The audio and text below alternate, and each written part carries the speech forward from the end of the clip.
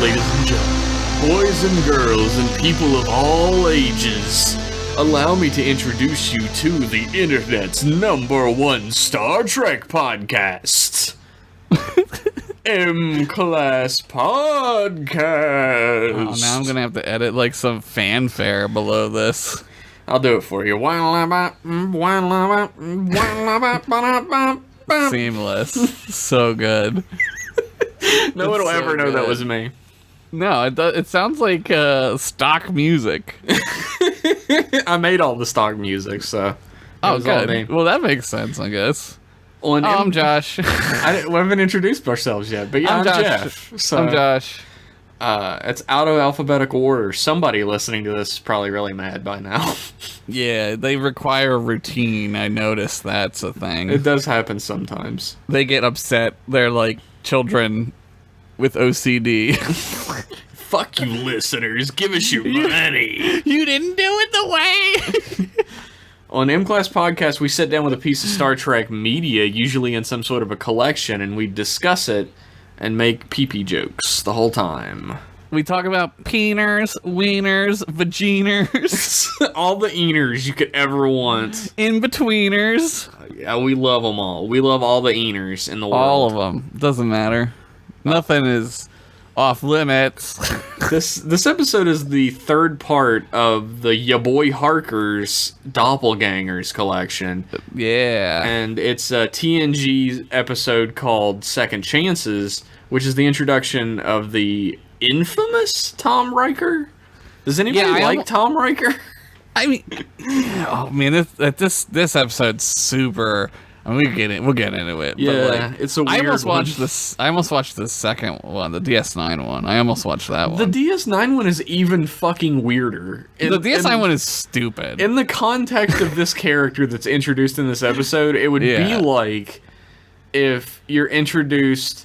Actually, it literally is. You're introduced to a character who's supposed to be a good guy, and he's fine, he's absolutely normal, and then in the next episode, he's Snidely Whiplash. He's, like, a bad guy. It's like they just were like, we gotta get rid of this guy. He's out there. But, like, they could have just not had him do anything. Yeah. I think the whole idea was, like, we're gonna have Jonathan Frakes in the episode. What do you guys want to do? And Jonathan Frakes was like, I don't know about playing Will Riker again. Can I play somebody else? And they were like, well, we do have one guy. I wonder if like there was something in his contract that said he couldn't, because he was doing the movies at this point. You think so? Right? It's possible. That sounds like a Paramount thing. It's possible that they were like, you're doing the movie and there's some weird like movie like Actors Guild shit or something. Like, who fucking knows, right? Like, I don't know. It's just, I think it's weird that like he doesn't play himself, and then also in Voyager he's in it for like one hot second. That's true, and that's also weird too. That's true. It's funny, but it's weird. It's funny, and it like makes sense in the context of Q. This one's like the one in Deep Space Nine is straight out of fucking left field, because I watched this episode with a critical eye this time, not just because I'm critiquing it on a podcast. Oh, is that what we're doing? I guess I don't really know what to call what we're doing, but true. I watched it with a very critical eye, watching for literally any moment that this character become a terrorist later, right? Like, and I couldn't find shit. He's like, I mean, he's like just like a younger version of Riker, but like he's old because time has passed because of the hand waving. Well, it's like he lived on this planet by himself, and he mentions a lot about how there's periods of time where he was so lonely that he felt like he would go insane.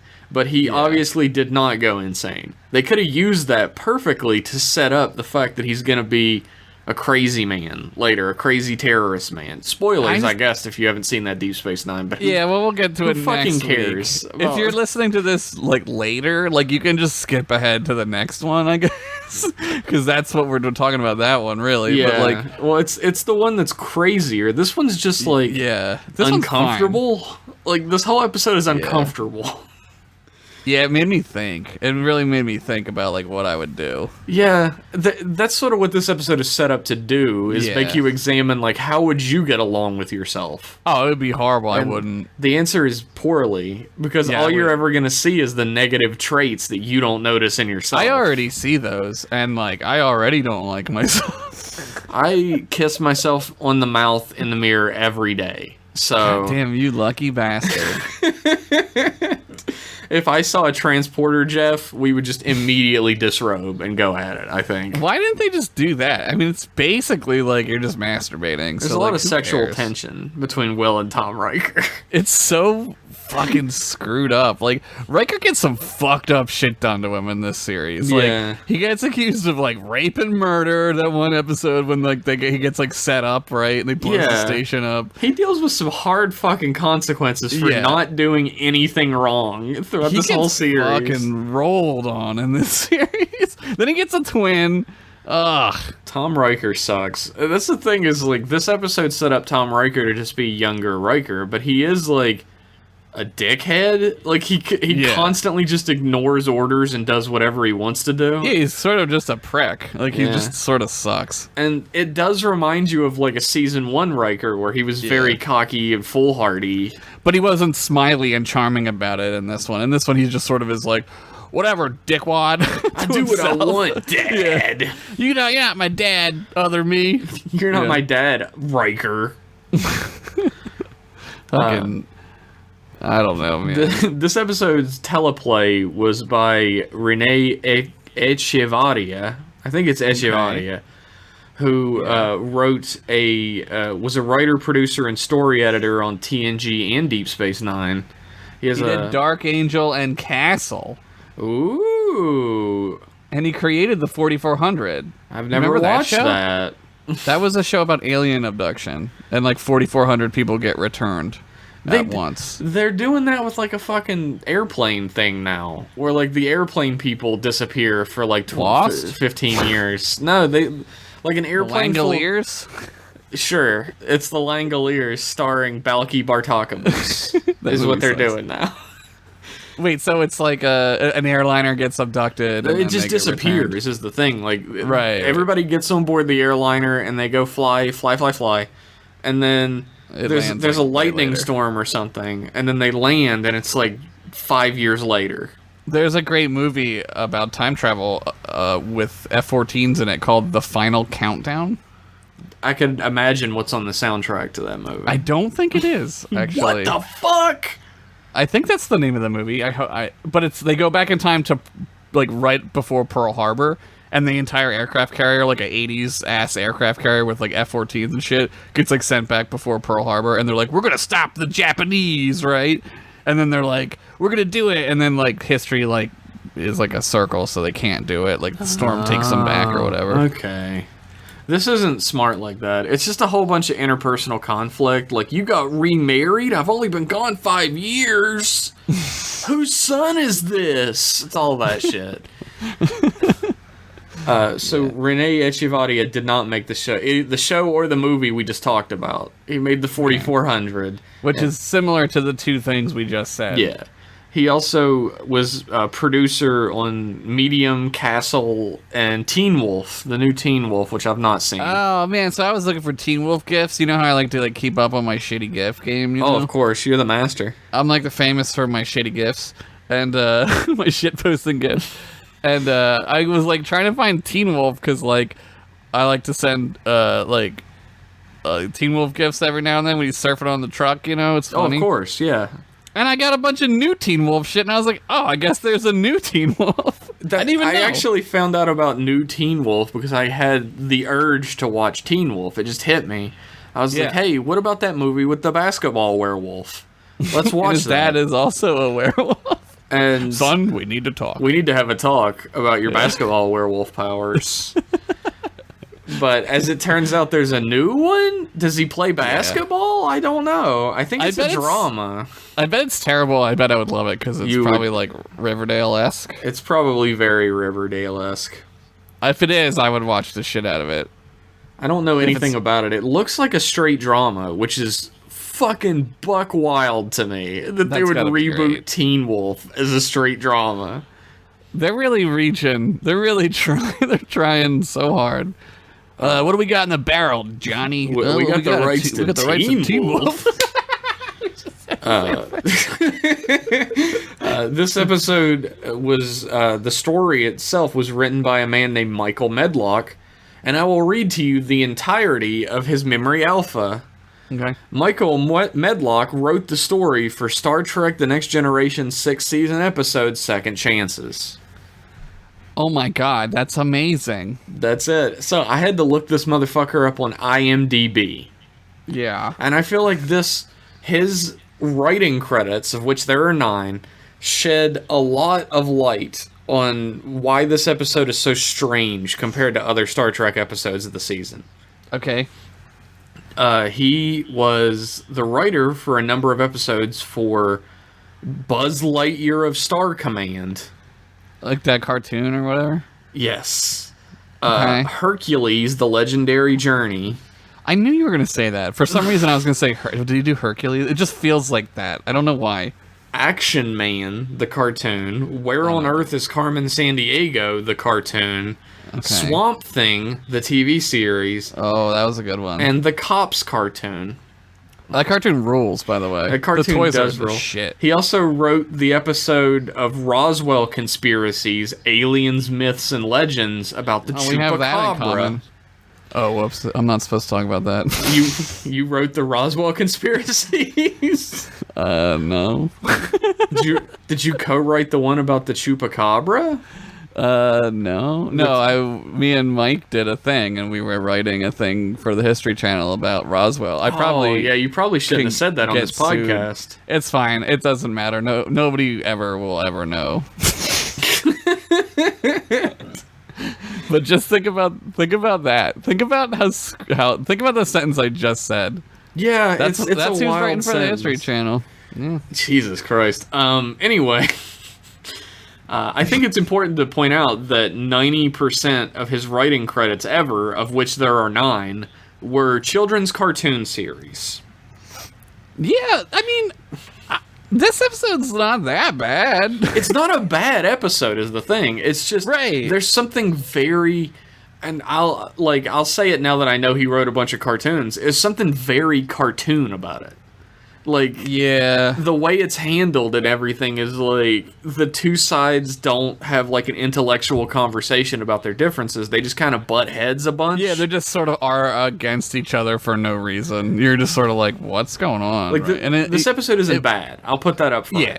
It works because, like, it's Riker. If it was anybody, maybe Worf, it would have been similar. But I think if it were Worf, like, and there's that scene where Data asks some of that shit, if it were Worf, they would just, like, ignore each other. They would like be pissy and ignore each other and be passive aggressive. Leave me alone. Yeah. Worf is like pretty like deep in this episode. He's pretty thoughtful. He's great. He's so great in TNG, and then he gets on Deep Space Nine, and he has, like, one whole year of having a bad day. Yeah, he's just a giant miserable butthole in the whole Yeah. series. He's pretty shitty, like, the entire time. And at the end, he's just like, fuck this. He just hates it. Well, he's straight up the whole time. He's like, "This isn't Captain Picard's ship. Yeah. This isn't the Enterprise. I'm gonna go live in the bunk beds. Where's my friend Riker? What is this shit?" Yeah, I know. He was the audience stand-ins for TNG fans. He was the voice of the audience. Who are these people? Yeah, they're not my friends. Where's my best friend Data? What is this shit? I'll even take lore at this point. Don't tempt them. It's surprising they didn't do that. They didn't bring lore. Yeah, I bet you they tried. I bet you they did try to do it. I'm telling you, man, there must have been some kind of, like, thing. It feels like there was. I don't know. This is all conjecture. Oh, yeah. I'm just guessing. I don't know. I mean, But I feel contracts are pretty fucking strict about that type of stuff, like non-competition. You would think that they would, like, Picard's in the first episode, and there's that episode where it's that weird crossover where, like, Data is there. Yeah, Oh, Data is there. That's a TNG episode. That's a TNG episode. Yeah, I mean, it's so like I think- season 7, the one where Yeah. it has Bashir on it. Yeah, I think so. TNG probably got, like, the preferential treatment, right? So the it's movies the were Golden going. Child, yeah. So they probably were like, nah, we're just gonna focus on that because it's super serious movie making time now. Who else was in that crossover episode? Was it just Bashir? Bashir and Data. It was just Bashir and Quark in the beginning. Yeah, that's true. Quark is like the character they shove into everything. Because Riker's like, I know a guy, and it's Quark, and you're like, of course you know him. Riker and Quark, best friends forever. How does that work? I don't Where know. did we meet him? They play a lot of Dabo, I guess. It's probably like the same relationship that Dax has. With Quark. Domjot or whatever the fuck. Oh yeah, Domjot. Is that what it is? No. No. It's not Dabo, it's not Domjot. Oh, fuck. Parisi Squares? No. That's the one where you can fucking die if you play it wrong. That's the death one. Fuck, what is Shit, it? now we'll never know. Acquire, subtract, or what I keep. Yeah. Fuck. Oh my god, it's gonna drive me. Everyone's shouting it right now. DS9 game, Dax, and Quark. I was just typing the exact same thing into Google, my Google machine. Oh, fuck. I don't You look know. it up for me. I can't find it. I can't remember. I looked it up once because they have a playable version of it. Like, fans have created a playable version of the game. How do you play it? Based on list what of they games say. in Star Trek. Found it. What is it called? I said list of games. These are like real games. Dabo. Tongo. Thank you, everyone who Jeez. screamed it at us. We heard you Yeah, we through got it. space. We got it. It eventually vacuum of reached us. Yeah, Tongo. Tongo. Like, you can look up the actual rules of how to play Tongo, and you play it with a regular deck of cards, I think. It kind of reminds me of like Gin or something. Gin Rummy or some old person game that I don't know how to play. War, the card game War, Yeah, which I don't know how to play, but it seems similar. You don't know how to play War? Nah. The thing is, every time somebody pulled out cards and they were like, let's play Gin Rummy or Go Fish. Hold on. Or You don't know War. how to play War. Let me finish my fucking sentence. I would pull every time somebody would pull out some cards and say they wanted to play some bullshit. I'd be like, I want to play poker. Yeah, I mean that's the more fun one because you can win money. Yeah, like I know how to play poker really well. I don't know how to play War, but It's the how simplest game often of all does time. no one ever taught me? You just divide the deck and then it's for if you're like ready to kill yourself. If that's how bored you are. One of those games.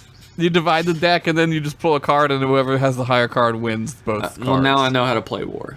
And if you pull the same card, you go to War, and you deal 3 cards face down, and your 4th card is the card that you play, and it can go on like it happens. Like you can do it again. It's crazy. Okay, well now I know how to play War. Thank you, Josh. I explained it in 5 seconds.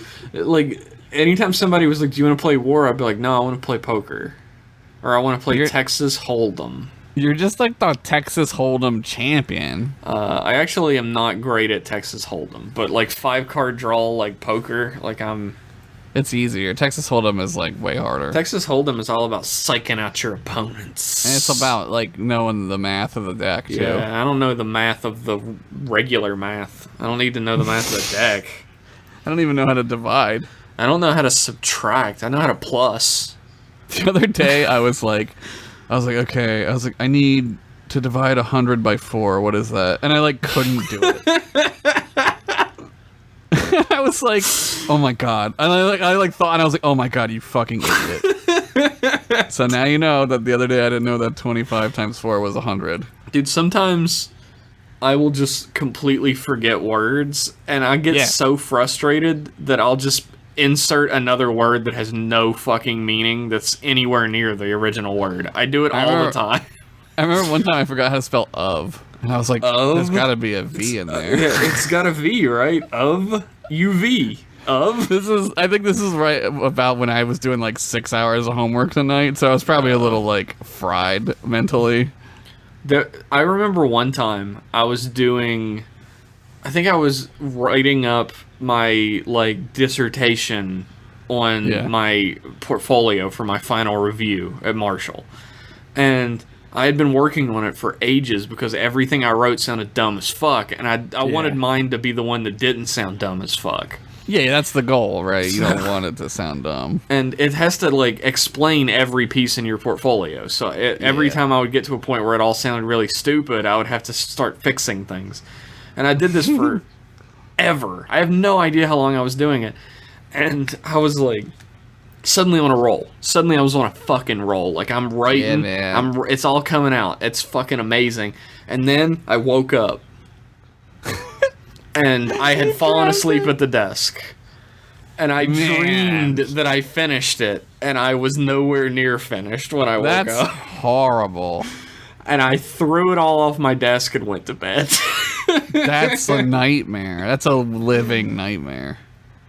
God, that sucks. Because I think I did my portfolio review, like, earlier than I was supposed to. Because I did, like one of those kids. I got scheduled to do it earlier than I was supposed to. Because I was fucked up because I changed my major. So my timeline was fucked up. And by the time it got time to do your finals, you have to do two things: your portfolio and your senior show. Yeah, the show. And I did my senior show last. I did my portfolio first. Oh, so you had like a long break. I wouldn't call it a break. I still had to go to regular classes and shit. Yeah, whatever. It was a break from having to do that shit, which is super stressful. Yeah, having to make something on a time frame sucks a dick. Yeah. It sucks, especially man. the gallery show, because they gave us this fucking laundry list of things you weren't allowed to do. Like, you can't have a nail larger than this. No, you could have boobies. No peeners. You could have peeners. That's fine. It's an art show. Of course you can have boobies and peeners. That's what, like, they love, right? They love that shit. The nude. That's they classy bring in porno. the ladies and the mans to show their peeners and boobies off. Yeah, I had a couple classes like that. I never had one of those. I wasn't like a real artist. That wasn't a real... Neither was I. The weirdest fucking thing about the figure drawing course is they're supposed to bring in a different model every time. So that you have a chance to do, like, different shapes. Like, they'll bring in a lady once and then a dude once. This girl I had English class with showed up the first day. This sounds great. And I was like, this is kind of awkward or whatever. But then, like, she showed up the second day and then the third day, and literally we never drew anyone else. She was just naked in there every single day. That's pretty sweet. I saw her naked far more often than I did anyone during that time. Even myself. Even yourself. Really. That sucks. Sometimes I'm not looking in the mirror, you know? So, yeah, most times I'm not. I'm like, yeah, it's all going to hell. I know what it all looks like already. Yeah, I know. It's disappointing. Let's move on. Let's just take a shower. So it was just super weird, especially because she wouldn't stop talking to me about English class while I'm trying to draw. I'm like, you're a figure right now. Please stop telling me about what homework is going on. Excuse me, miss, your art right now? Shut the fuck up. It was very strange. And then there came a time where somebody complained. They were like, how come we always do the same figure? And the teacher was like, do you want to get naked and go up there? And the dude was like, sure. Oh. And then the teacher went, well, you can't, because you have to, like, have a form signed and everything and be approved by Where's the form? And he was like, well, I can do all that. He was like, well, we'll talk about it. And then it never happened. Yeah, he pussed out. Yeah, he was like, nope. The other class got this dude that they called the elephant, so I guess we missed out. Why'd they call him that? I could never figure that out. I don't know. I wonder why they did. I don't know. Maybe he really liked elephants. According to their drawings of him, it was a very well-earned nickname, so... Well, maybe he just had a tattoo of an elephant? Is that what it was? Probably. It's probably what it was. On his dick? It was big enough for one. Holy shit. Was he like one of those freakishly big dongs? According to the drawings, he was. I never saw him myself. I mean, were people like unfortunately using perspective, or like was it like exaggerated? It like, wasn't how big pointing at them. I hope. Like, how big are we talking? Like, estimate the size. Oh shit! How tall are you? Me? Yeah, 5'10", 5'11". Probably like your forearm. Jeez, that's like fucking 13 inches, man. According to the drawings, I'm just going. When I said at the beginning of the episode, like, we talked about not hard. Yeah. I would model too if I had a 13-inch Yeah, so would dick. I would never stop. I mean, I do obviously have the biggest wiener ever, of course. No, I mean, we both have like 16-inch wieners. So. 13's just like, what is that even? That's like a baby's wiener to us, right? Is it in yet?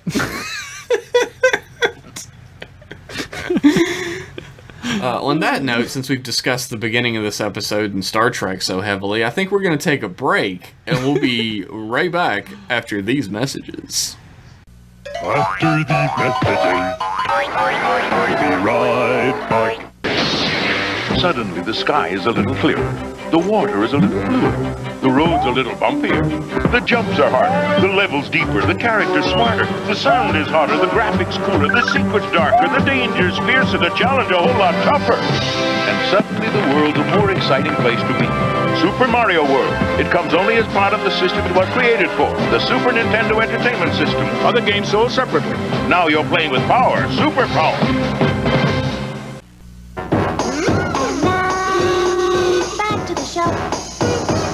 Welcome back from that commercial break, everybody. Hopefully you purchased that good and/or service to keep this program's lights on. I'm Jeff, and we're back here with some more Star Trek. Wow, I'm Josh. We get paid for those? God, I wish.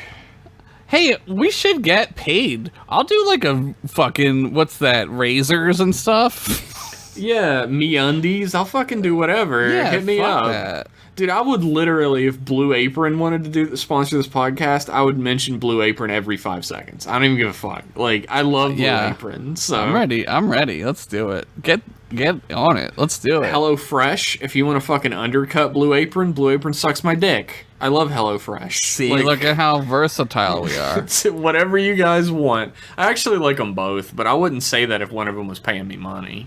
Yeah, no. We'll have to Anyway. bleep that out. This episode of Star Trek, again, if you're following along at home, is called Second Chances, Season 6, Episode 24. Yes. It begins in 10 Forward, where there's a jazz concert going on. And it is an alien playing a cool jazz synth.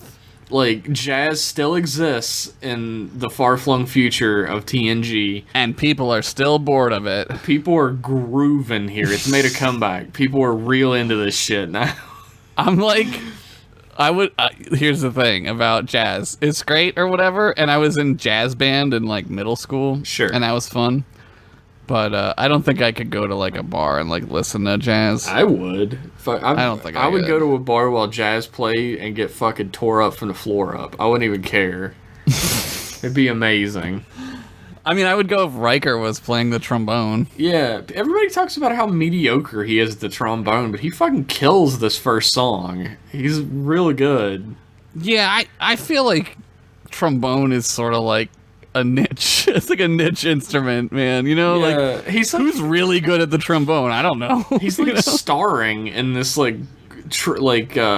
quad. Like, yeah, he's starring in it, but he's the trombone player. Yeah, man. I mean, whatever. Deanna Troi decides it's time to be a giant asshole. Yeah, and well, that's kind of her MO. Riker's like, are there any, does anybody have any requests? And she calls for Nightbird, knowing that Riker can't play the solo in it, because she's trying to embarrass him in front of all of his friends. Yeah, like, what the fuck, man?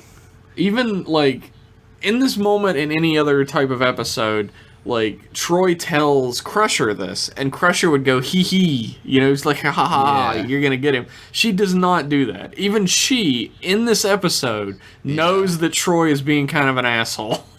She's like, man, you think it's like some psychological, like, you think they did it on purpose? Because later on we find out that she was sad about breaking up with him. Probably. I mean, he did make a pretty dick move in their relationship, but... Yeah, they both should go to therapy. If only one of them was a therapist. That was also, like, 6 years ago?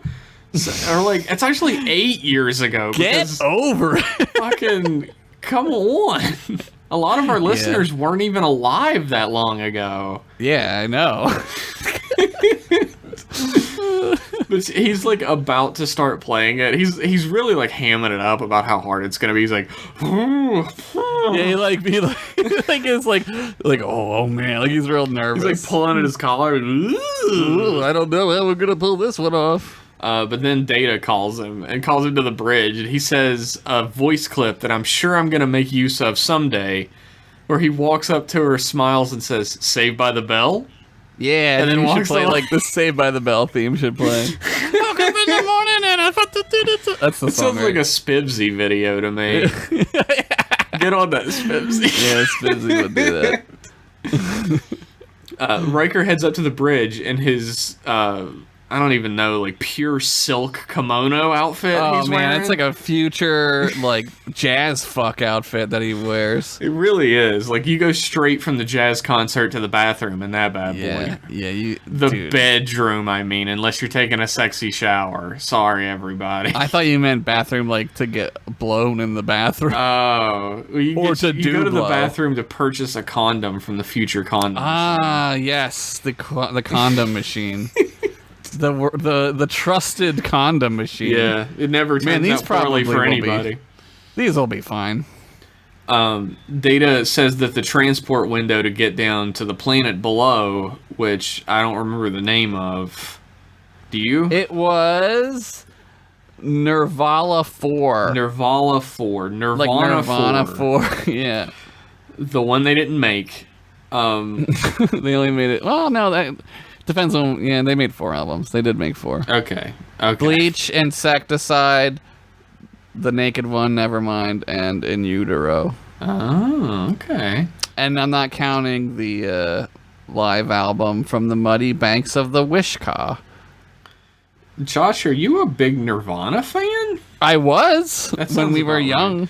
I think When we everybody were goes through a children. Nirvana phase where they're like real big into it. Yeah. Or all white. There's a couple bands. Beatles, Nirvana, Led Zeppelin. That's about it. I guess I'm still going through my Beatles phase. Yeah, Beatles. Yeah, that's for some people that one sticks. It always comes back for me. I go through phases where like I'm real into the Beatles, and then like I kind of burn myself out. Yeah, it's like anything. I go through a big Queen phase every Oh, now yeah. and then. Yeah, I go through a Queen phase too. Led Zepp phase. Yeah, I guess it just keeps coming and going for me. I never Yeah. grew up. Yeah. Anyway, it turns out that 8 years ago, Riker was on board the USS Potemkin, which had sent down a like expedition to find Yeah. out information on the planet. And we don't learn anything happened at that point. He just says, I almost didn't make it out of there 8 years ago. Right. And Data gives us some very important information. They have a 26-minute window to beam down to the planet and get the database that was left behind. Yes. And this is only going to happen 3 times. And then it'll be 8 fucking years again before you can go down to the planet. It's very timely. It's on a whose schedule. fucking idea was it to go down on this bullshit? Yeah. Like, here's an idea. Send a fucking shuttle. What are you doing? Yeah, I mean, yeah. They guess always just forget about shuttles when there needs to be a transporter problem. I guess, like, they can't or something. They don't bother explaining it, so it doesn't matter. Yeah, I guess they just assume that the shuttle would explode or some shit. The shuttle would violently explode if 2 Will Rikers got in it, so they can't like- do that. Like in Time Cop. But I would love to see the 2 Will Rikers to do that like fusion gross fucking thing and then explode. Oh, man, that's the coolest part of that whole movie. That movie It is. stinks, but... That movie is a pooper, but it is really neat what happens at the end. Also, VR porn. They envisioned that, and now it's like a real thing. It's true. It was always going to be a real thing. I feel like it was an inevitability. Yeah. So there's new and exciting ways to get your rocks off. That's big business. So Riker decides they're going to go down ahead of schedule because the phase window is opening up earlier. So Sure. Riker, Worf, Data, and some fucking person beam down to the outpost, and they start picking up all these, like, they see all these signs that somebody has been there, and they're like, what the fuck? Yeah, it's crazy, right? You can only come to this planet every 8 years and somebody's here? Yeah, it's weird. The Who guy is that? shows up. Everybody's got their guns pointed at him, all their pistoleros pointed at him. And he walks through the door, and he's fucking ragged-ass Will Riker? He's not brushed his teeth in 8 years, Will Riker. Jesus, he still got all of them somehow, but... I guess they're really healthy teeth in the future. They probably coat him with some sort of, like, anti-cavity, never get cavity for thing. sure. Yeah. A fun fact about the costuming in this episode, the derelict Will Riker, who will be Tom Riker, is wearing a cut-up Season 1 Starfleet uniform. It's cool. Which, it's a great little nod to continuity. Good touch. It's a great, smart. It's like a halter top version that he's wearing another shirt underneath. He should have been in the scant. That would have been great. If he's wearing the gold scant. It made me wonder what was Riker's job before I guess he became... he was security, I would assume. He's a security guy. Maybe, yeah. Because he's gold, right? They're gold. So it's either like security, communications, or engineering. And I don't think he was engineering, No. And because he's not command at this point, which is strange because there are command ensigns. There are, and he probably started out as a red ensign. Like, I think every ensign who's a pilot is red. Yeah. So and then there's just, like a track that you get trained on. So I've always wondered, this is a tangent, but I've always wondered, what the fuck do you do as a command ensign? I guess you just do like whatever's need to be done. Ensigns just fly. Like in the Navy, there's pilots. So I think you just fly. There's only one seat on the ship that flies, and you only need maybe 5 to 10 people to ever do that. Yeah, maybe you just sort of like, it's like college where they're just like, what do you want to do? And then you kind of make yourself useful, I guess. Yeah, it's like an internship, I imagine, where you do whatever's necessary to get done. And then they see what you're good at, and then they kind of I would imagine he was security, right? Like he's like Yar, he's like a Tasha Yar. Yeah, and he does have all these special Riker maneuvers for ship to ship combat. Yeah, that screams security officer. Yeah, or tactical or some shit like that. Security and tactical are one and the same at this time, baby. Yeah, that's right. Yeah, because Worf is pulling double duty. He's also the communications officer, which I always found strange, but that's I like when he gets to be the second in command or second officer for 2 minutes and he sucks at it. Yeah, he's a complete asshole about it. Data has to dress him down. Oh, I was talking about when Data gets blown up, or they think he gets blown up. And Fajo, remember that? That's a good episode. That's a pretty good episode. We'll have to watch that at some point. What would that collection be? The Data gets blowed up collection. Fake your death episode, fake death, Disney death episode. I wonder how many episodes where somebody fakes their death. I bet that happens fairly often. Picard does, right? He doesn't fake his death. He gets sent away, right? Yeah. Well, Kirk fakes his death during the Pon-farr battle, the Kala Tuda That's right. Oh, that'd be great. Is there mating ritual episodes? Well, I guess it would all be the Pon-farr. All the Pon-farr ones. Except that we could finally watch the episode with K'Ehleyr. Worf and K'Ehleyr fuck episode. Oh, yeah. Oh, man. That's a good one. K'Ehleyr? I think it's K'Ehleyr. Worf and K'Ehleyr. Her name is spelled fucked. She can call me whatever. That actress, Susie Plaxton, is... Yeah. Every character she plays does it for me. Well, she's 65 feet tall. She's huge. I'm still taller. Damn it. It's the only thing I got, Susie Plaxton. Don't take it from me. But they're like, who the fuck are you? And he's like, well, I'm Will Riker. And Riker's like, nuh-uh, I'm Will Riker. I'm Will Riker. And then there's 5 minutes of them doing that back and forth, and no one can stop them. Yeah. It's a bold decision for this episode. The director really took a chance on that one. And then eventually people behind the camera start going, please stop them, LeVar. And LeVar's like, let's see where this goes. Keep rolling.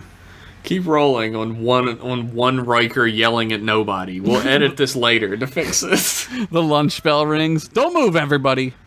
Everybody stay where you are. We have to finish this. I'm Will Riker. Nuh-uh. And he runs over and he pretends he changes. Wow. He just That's keeps incredible. running back and forth, going, "I'm Will Riker. No, I am. I'm Will Riker. It's me." Bleh. He just talks baby talk at one point, and you're like, wow. This is the unedited version, only available on Netflix. This is DVD version. However, it turns out when the Potemkin beamed everybody out, Will Riker was the last one to be beamed out. And the signal beam couldn't lock on him. So Transporter he got bullshit. sent back to the planet's surface due to the interference. So the transporter is a cloner under certain circumstances. It's true. If you go to a planet that has an ionization field that lasts for 8 fucking years. Yeah, I guess it reflects some of it down, but like the redundancy. See, like that's where it's crazy. So like, oh man, is it? I mean, I guess it's like just like wasn't sure, so it's like a failsafe. Yeah, Right. it does lend credence to that fucking theory that I absolutely hate That it clones you. Yeah. that it just clones you and kills the old. No, you. that's stupid. It's the prestige theory where that's dumb. That's Well, not what it is. I hate that one, but it's very yeah, much that like Will Riker, the one we know, is the real Riker. There's a lot of confusion about that in this episode because everybody's Right. the whole idea is that he's supposed to be just as real as our Will. But he's not Right. really, when you think about it. He's an accident that happened with a transporter beam. Yeah, he's lived a whole different 8-year timeline. Like, it's like that's like semantics. Like that's like being like, well, the one on the ground is real. It's like no, they're both real, but this one just didn't live the lifetime that the real one did. That the regular Will Prime. Well, We'll just call say him Will. and Will and Tom. Yeah, Will and Tom. Tom is like, Tom having all the memories and feelings and shit of Will is where this like transporter cloning thing sort of breaks down. Yeah. Like, how would it transfer? I guess it has to transfer all your memories and shit. when Yeah, it that's like the teleports you. remarkable thing. That's like the Heisenberg uncertainty principle, right? Like, basically, when he used the second beam to try to lock on to his pattern, it duplicated his pattern. So Yeah, we don't mine- know which of the patterns is the original Will Riker and which isn't. Well, they both are. I would see how Yeah. I think of it is like one pattern gets split. Like, so the pattern goes up, the ship transporter doesn't know if it's completing the pattern cycle, so it fail safes and beams the pattern back down again while it's being beamed up. So it splits it. That's it's- how I sort of think of it. I definitely think of it as cloning. They Yeah. very much explain that it's not cloning, but it's the only thing that makes sense to me is that the pattern was duplicated. And Yeah. it is very much a split of one pattern into two patterns, which brings up a lot of questions about what the transporter is capable of under certain circumstances. That's what I mean. Like, under certain circumstances, this thing is like a fucking... It's like horrible. It's Yeah. like just terrifying. Like, under certain circumstances, you could create an army of perfect Yeah. soldiers. You You get could like you keep get making time people. cop in that bitch, right? And Yeah, you man. keep beaming them back up and down from this planet. You have an army of time cops. Yeah, you have fucking like an infinite source of power, right? The matter-antimatter engine, which is like insanely powerful. So you just keep doing it. Just keep doing it over and over again. Yeah. You just get Jean-Claude down there, and you're fucking planet full of Jean-Claudes. Oh my god. He is sounds ready to horrible. spin kick and Do splits. splits on every car in all the universe. Kick that tree over and over again like in Bloodsport. He's ready to guile all over the place. Oh my God. A planet full of guiles. I forgot about that movie. Movie sucks. Yeah, I saw it in the movie theater. Although M. Bison is worth watching that movie. Raul Julia as Yeah. M. Bison is worth watching that movie. He for. really was like, this is it. I'm going out on top. I'm gonna just chew the scenery as hard as I can. There's not even gonna be any left when I'm done. Raul Julia, man, like that dude was he was everywhere. He was for 2 years. He was everywhere. He's when I think of Gomez Adams, I don't think of the old Yeah, show. I think of him Yeah, he's the best one. because he was fucking amazing. Anyway, so you got two Rikers, and they're gonna send Tom Riker back for Dr. Crusher to check him out, to figure out his identity. And Count Crusher his finds rings. out. To cut him in half and count his rings and make sure She he's kind of healthy. does that. She's like, "You broke your arm," and he's like, "Yeah, some rocks fell on it." And you're like, "Cool story, I was fucking Tom." pumping iron real hard and it broke. I was jerking off real super hard because I was lonely as fuck down there. So Man, that's sad.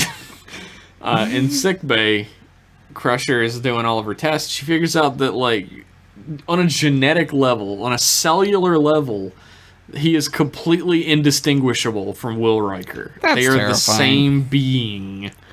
yeah, And she says she mentions there's no genetic drift, which is like cellular degeneration in clones, yeah, that's like which I guess is still a problem in this far in the future. I guess, man. I don't know. Maybe they can tell it happens, and that's how they know. I don't know. I mean, Because I would assume it's illegal as fuck to clone people, right? Oh Like, yeah.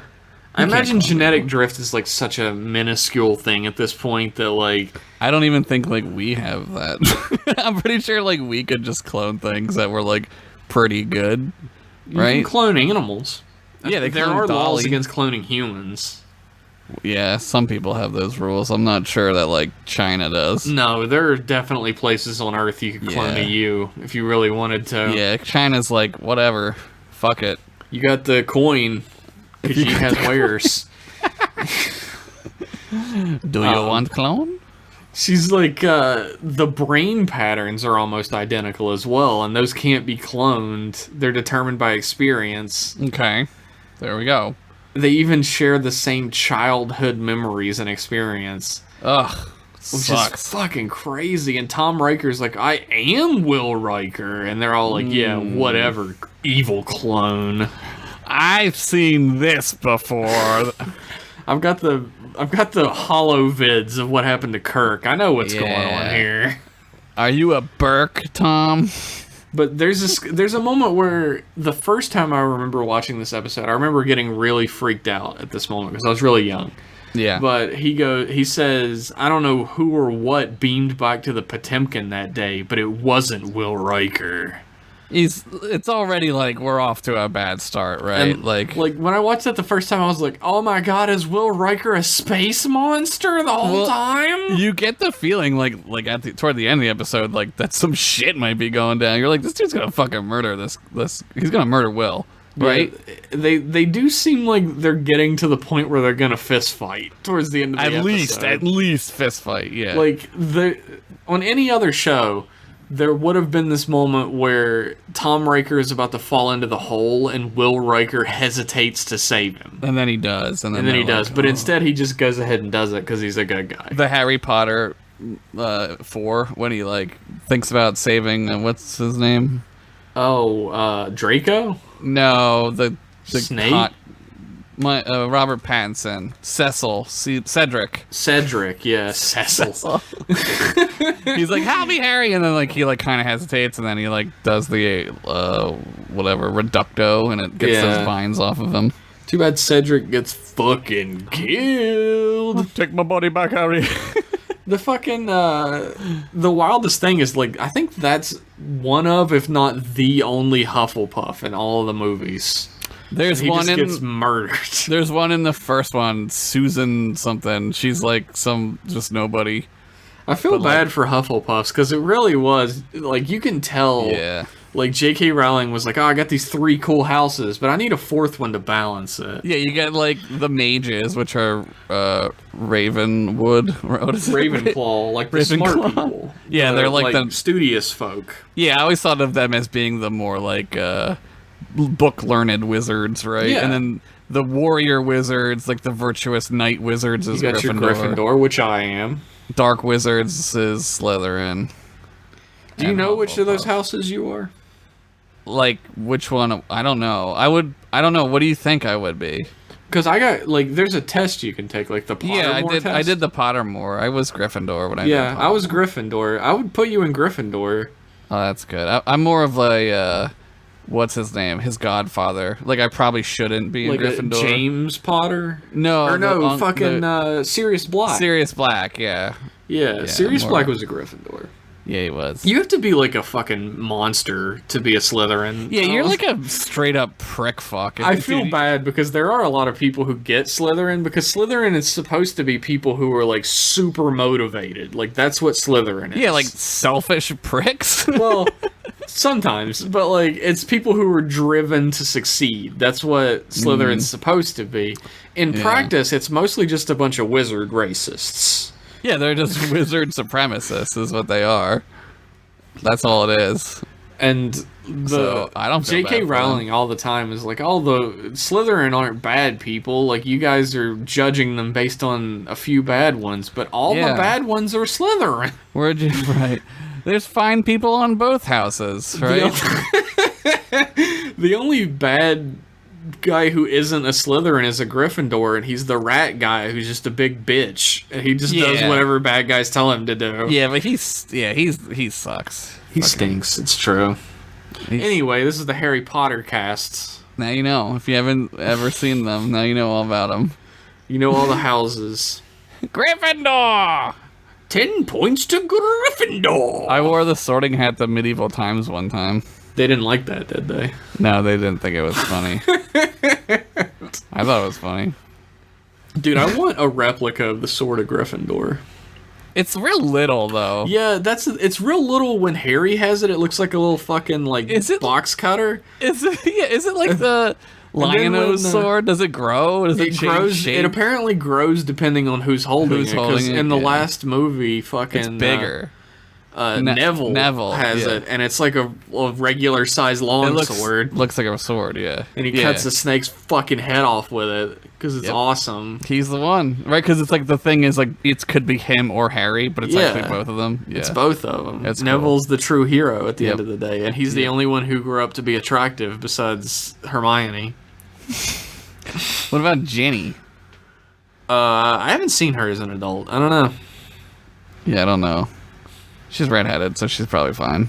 Anyway, Josh is like a redhead supremacist. Maybe you do belong in Slytherin.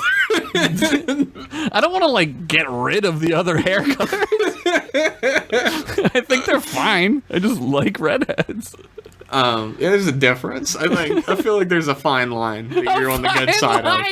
If I start being like, oh, brownies, then you can start to get worried. Then you're gonna be like, We're all like evil fucking goblins. Brownies. Brownies. I don't know.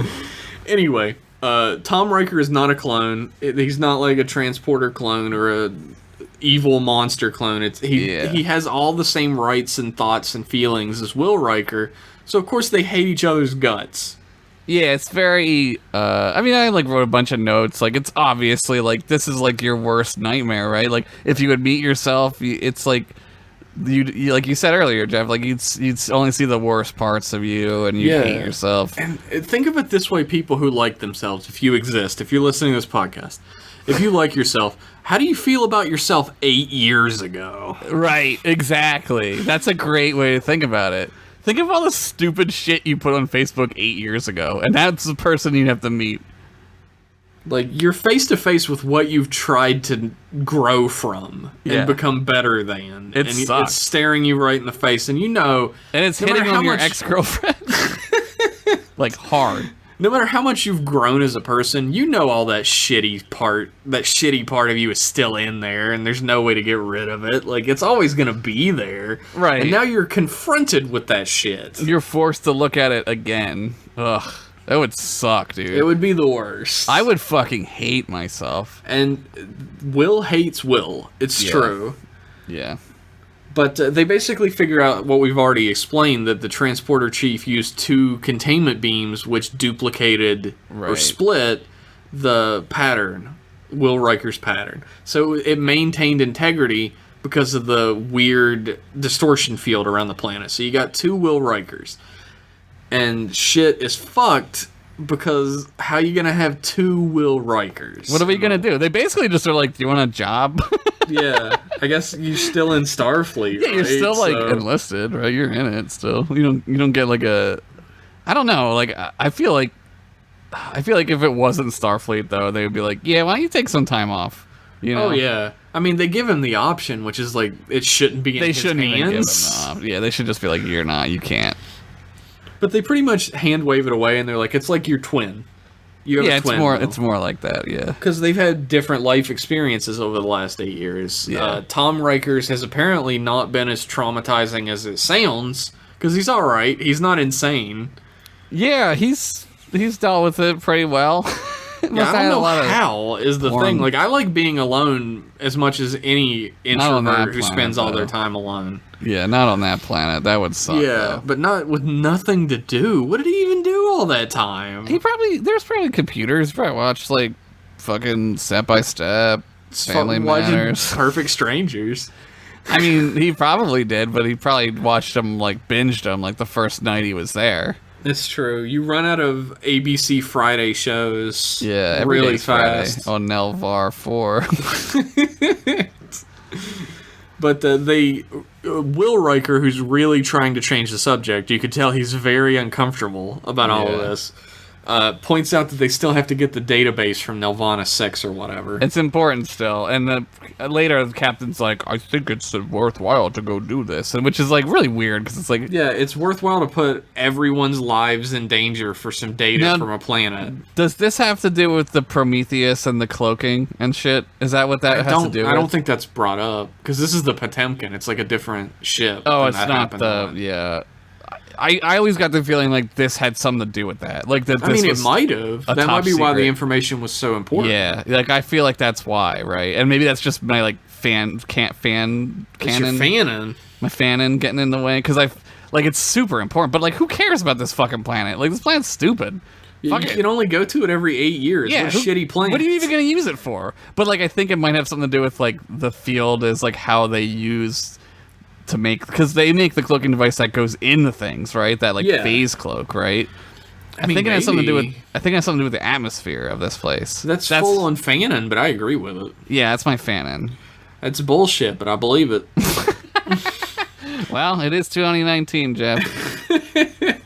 But they're like, yeah, Lieutenant Riker pretty much tore that place apart so that he could survive down there. So it's going to be hard to put it back together. Yeah. And Picard's like, oh, take him with you. Great idea. This is Picard's really cavalier this episode. He's like, whatever. He's like, I just want my 2 sons to be happy. Get that information down there, idiots. I don't care what happens or who dies. Get it. Do it. That's happening. Crusher, who is not the ship's counselor, is the only one who's like, he's been alone on that planet for 8 years. Yeah. Like, maybe we should give him some time to adjust. And Lieutenant Troy, or Counselor Troy, she's a commander. She's not a commander at this point. She's Lieutenant Commander Troy. No, doesn't she have 3 in it? Yeah, she is commander. It's past the episode where she becomes commander. She passed the test. The test is you can't win. So, Counselor Troy, who is the counselor on the ship's psychiatrist, is like, I'll go talk to him and get him to do it. Yeah, good idea. Crusher looks at her like, you've been an asshole this whole episode. What is up? But she doesn't say anything. Plus, like, you're probably gonna, like, fuck him, and that's gonna be horrible. She's real into it later. She's like, hey, you get that dick? That's right. She's sort of like, she's like a fucking high school kid. She's like, oh, see you later. He's like, hey, Deanna, what that dick do? Don't finger each other too much. Unless you wanna. Wink! Bye! But can I just say, I don't want to, like, beat this dead redhead with a stick, but her hair is immaculate in this episode. I don't care. I don't know if it's a wig or what. It isn't a wig at this point. Okay, because it looks great. Like, Crusher does it for me. Like, Crusher's great. She's super hot. I don't disagree.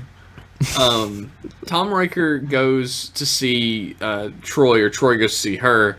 And him, anyway. And he just starts immediately, like, slobbering on her and hugging her. Yeah, because when he got left, they weren't separated yet. Yeah, he doesn't know what's happened in 8 years at this point, though. Yeah, you think he'd be a little bit more hesitant about it. You probably should go in with, like, maybe a little more caution. Just not, like, being all horn-dogged up. But he's, like, he hasn't seen anybody in 8 years, and then he sees the woman he loves. I can't blame him that much. Yeah, he sees the woman I love, too. The uniform, the hair, the makeup. Dude, Yeah, like, Is there a hotter Troy than like the No. uniform Troy? That's an incredible. Like what? the They thing really is, like, fucked up. With, her sexy outfits do nothing for Nothing, me. right, Her in this nothing, uniform yes. looks great. yeah, she looks awesome. professional. She looks in charge. Yeah. She looks sexy. Yep. She looks great. Yep, I agree. And for some reason, they kept her out of this outfit for fucking like 5 seasons. This is the outfit that she should just have always been in. Yeah. Like, it's the simplest outfit. Give her the fucking uniform. But they had to make her hypersexualized, but Yeah. it just didn't work. Nope. Well, because it was like 1987. Yeah, they like put her in a jumpsuit. Let's make her look like she's from 1987, which in the future will look terrible. Yeah, it all comes back. Everything comes back around, right? No, that stuff never. That look, oh my god. It's already coming back. I think. No. It's already coming back. I don't mind like the red maroon outfit with that like V. That's okay. That's all right. Yeah, her hair looks really good in this The episode hair, as well, which yeah, does with a the lot. curls. I know. They don't know what the fuck to do with her hair in most of the show. They're just like, I don't know. Yeah, they didn't have very good hair people. They figured it out at this point.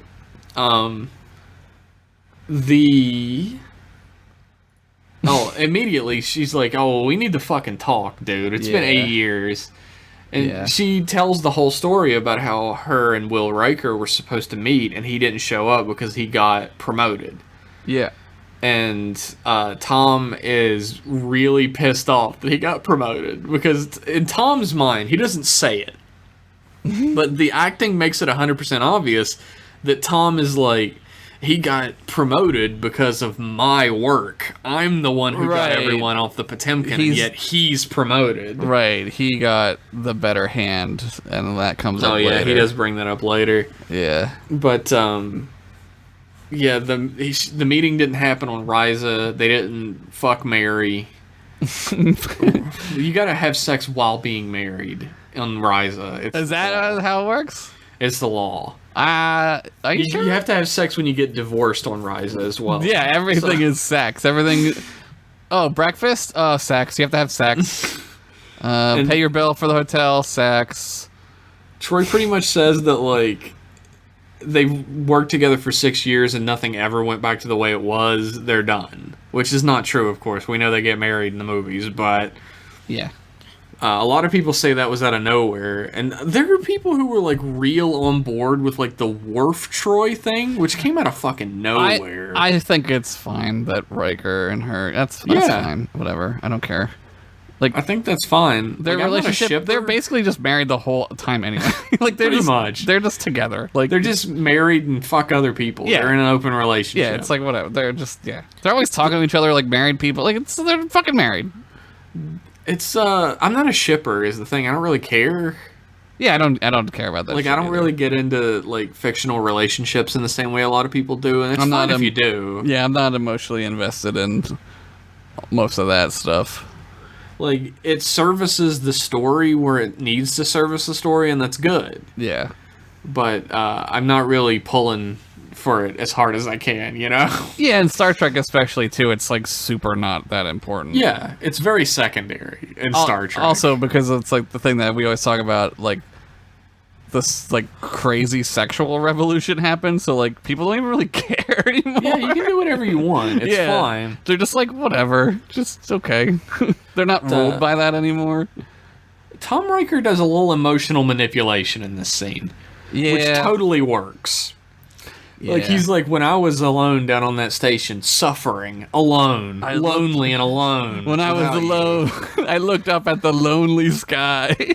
It's like, I was so alone and it hurt so bad, and all I could think about was you, and you kept me alive. Being with you again is what kept me alive. Yeah. And Troy's like, Well, I gotta go. So guess I and can't he's like, well, not wait. fuck this guy. He's like, well, wait, I want you to know that my feelings haven't changed. And I'm not going to Good. give up on being That with was you. not made clear. Thank you. And Troy's like, I still got to go. Bye. I hear my chocolate cake calling Yeah, I got to go replicate at least 30 chocolate cakes. For that this are one. also better for you than like a regular meal for some Yeah. reason. You can put all the nutrients you want in chocolate cake. Fuck yeah. What a great future. Fuck, dude. Let's Anyway. go. There's a weird moment in this part of the episode that I didn't particularly understand. Riker and his away team with Worf and Data are standing on the transporter, and they're like, "Where the fuck is Lieutenant Riker? He's late. He's supposed to be here. Why would he be like this?" Why would he be late? Yeah, I felt like they were going to give an explanation. Like, you can infer, like, he's been down on the planet for 8 years by himself. He's never had to be on a schedule that whole time. It feels like, I know you're saying, like, I think they're trying to play it, like, as if, like, he's still young and like, that's like a young person thing, being late, right? Sure. I get. Well, some people are just always late, but I feel like Mike there was Zadorf thing. Oh my god! Coyd, I know you're listening to this. Mike's late all the time, right? I can hear you saying yes from California.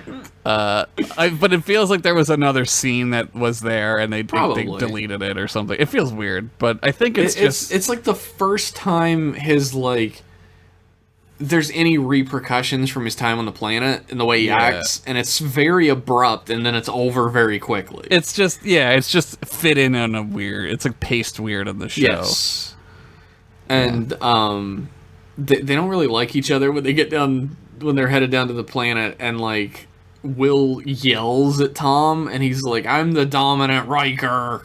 I'm the man." Yeah. I'm the alpha Riker. You're the beta Riker, you bitch. You beta bitch.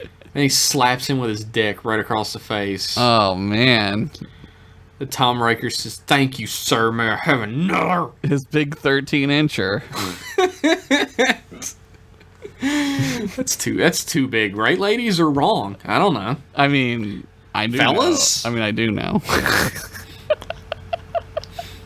Right? Fellas? Fellas? Your girlfriend got that dick? Hell yeah. Tell her to shake it. Shake it. Shake that healthy dick. Girlfriend got dick. Baby got dong. Why aren't we writing the version? I don't know. It's a great song. I'm real into this one. I think Vita Zen is going to do a version of it. Don't tell him to do that. He will. He's going to do it.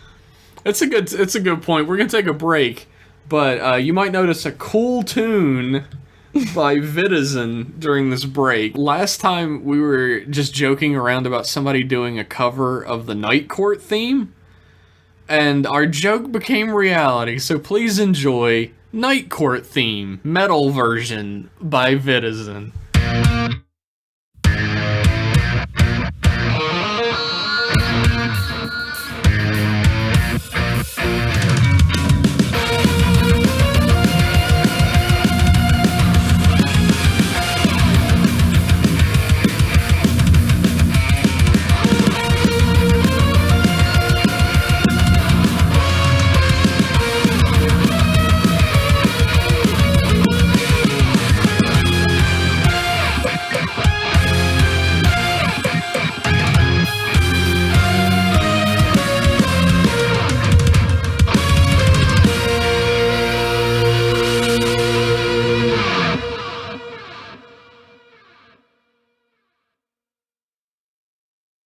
Welcome back, ladies and gentlemen. Hopefully you enjoyed that beautiful rendition of the Night Court theme from friend of the show, Vitizen. Thank you I've got very a raging much. 13-incher.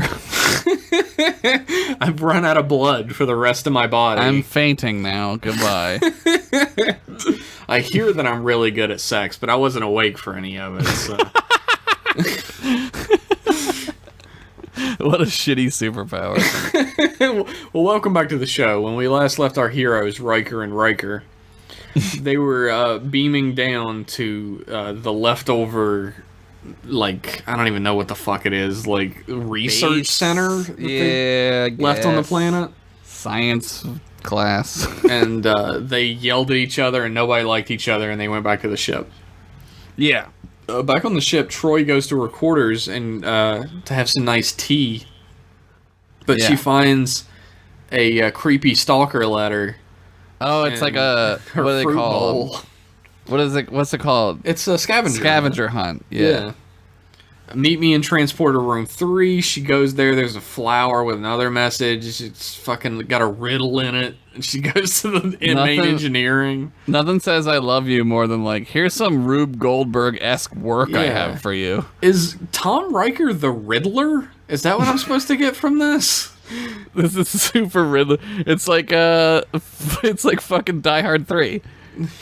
He's got to solve the equation on the fountain real quick so the bomb doesn't go off. She finds a piece of chocolate on the fucking, like, dilithium crystal chamber in main engineering. Probably good. That's probably good to eat. And she eats this, like, it's full of radiations that we don't even understand at this point. God, it's like fucking gamma radiation, like the deadliest radiation. She turns into the Hulk immediately after eating. She-Hulk, yeah.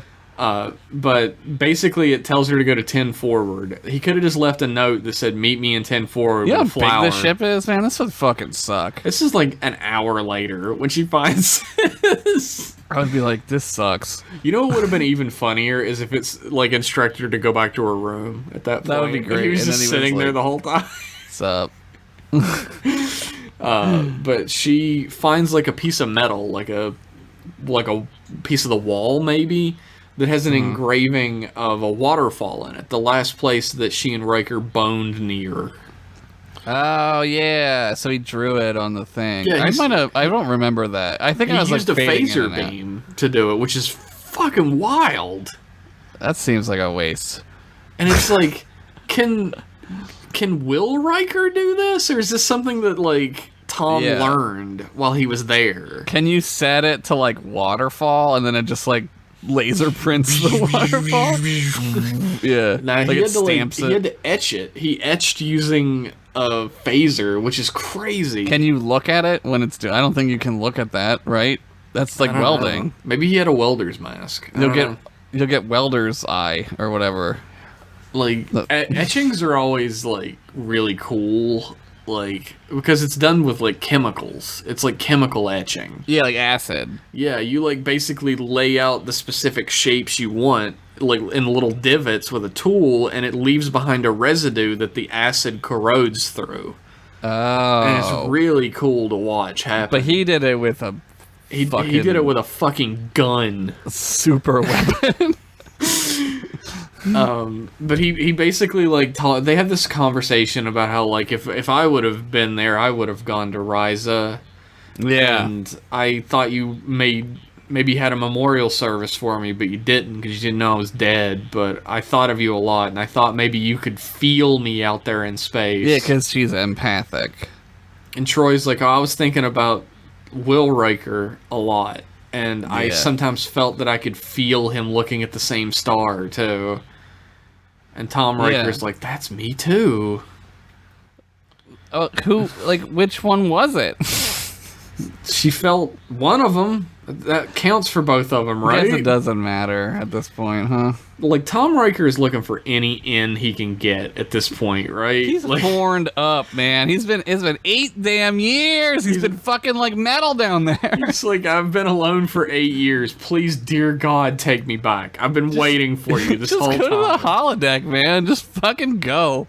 Get in there. He wants to be with his true love, who is completely over him, but he emotionally manipulates her into being into loving her, which is the ultimate love.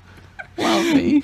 Nothing makes love last longer than guilt. Right? Yeah, it's like a prison for your heart. But anyway, they basically fall in love with each other, right? Again. Sure. And meanwhile, Will Riker goes to Picard's ready room. Yeah. And he's like, Picard's like, hey, the other Riker gave me this cool plan. Why aren't you doing that? And real Will, or Rill, as his name might be called. Rill and Phil. With an F. Fake Will. We're like halfway through the episode or more, and we're already giving them a nickname. They already have different names. Yeah. Well, not really yet, but do. We're just gonna keep calling them Tom and Will. But Will is like, oh well, Tom's plan is like way too risky because like the place could cave in on us. Yeah. Picard's like, well, he said he knows what he's doing, and it's really important information. So fuck your safety. Yeah, we totally. That's why this makes me think like it's something about that shit, right? Because like, why would you? What do you need? Like, what could you need from this place? What's there? It makes sense that if it has something to do with the cloaking device, because you don't want that information falling into the wrong hands. You can't leave it there. If it's the cloaking device, Yeah. it has to be saved. And that makes sense for Picard to think the information is important enough to risk his first officer and an away team's lives. Right. I don't know. I just Even feel like more that's so, what like, it is. there's a chance that they can get the information without going into the Underdark, right? The Underdark. Yeah. And Picard is like, no, this information Go is get so important Yeah, go get it. that you have to go into the rat ways and fucking find it. In Riften. Riker, like, storms down to engineering and finds Tom, and he's like, you fucking bitch! You went over my head." Oh my Yeah. god, Josh. We're the same guy. We say the same things. Oh my god. We got a transporter accident, and one of us got left in Philly, and the other one got left in Pittsburgh. I don't know. It is a transporter accident that made us. We don't know who the real Jami is. We fucking split from Jami and became Tommy. Piccolo and Jami. Oh man, this is a deep cut. Gicolo? I don't know. Sounds worse. It really does. But we split from Jami and became Jeff and Josh. Anyway. Like, Tom is like, you wouldn't fucking hear me out, though, dude. Yeah. And Will is And like... he just says to Picard, like, even Will, when he was talking to Picard, it's like, I also think it's a good idea. Like, he kind of admits it. He's like, he I think it's the fucking only way hates it's this gonna work. guy, dude. Yeah, he's just riding him, man. It sucks. He's like, look, I disagree with Picard's decision, but he's my commanding officer, so I follow which isn't his even orders. the truth. He was sort of like, yeah, let's do it, whatever. Yeah. He just And he's said like, it. I'm your commanding officer, so you follow my orders, or there's no place for you in my away team. Yeah. And Tom Riker's like, yes, sir, Commander asshole. Fuck, he got him. Riker's like, oh, well, make sure you come to the meeting to draw up the mission plans, you small dick bitch. That's right, I know. Yeah, your dick's only 11 inches. It's like a baby's dick. So we meet Troy and Crusher, who are working out, but not in their sexy 80s. They're doing the Makbara or whatever. Makbara. Yeah, they're not in their sexy 80s workout uniforms. They're Jane Fonda gear this time. They're in their Tai Chi outfits. And they're like, Crusher's like, hey, Troy, what'd that dick do? Yeah. And she's like, oh my god, Crusher. And she's like, I'm just asking. Yeah. How many inches we talking? 13? 20? 2? 6? Tom Riker walks in and starts doing some of the most awkward stretching I've ever seen on television, which is saying something. He's like really peacocking hard at this point. And it's like, wow, subtle. There's two attractive ladies in here doing Makbara, and you're just like, oh, whoops, my bad. Didn't know you ladies were doing Makbara. I don't mean to be flexing my pecs so hard. Yeah, hold on. Let me undo my top button here. My muscles are too big. Crusher dips. She's like, get that dick, Troy. Bye. Wink. I'll be in sick bay waiting with you for those 2 Plan B pills you're gonna need.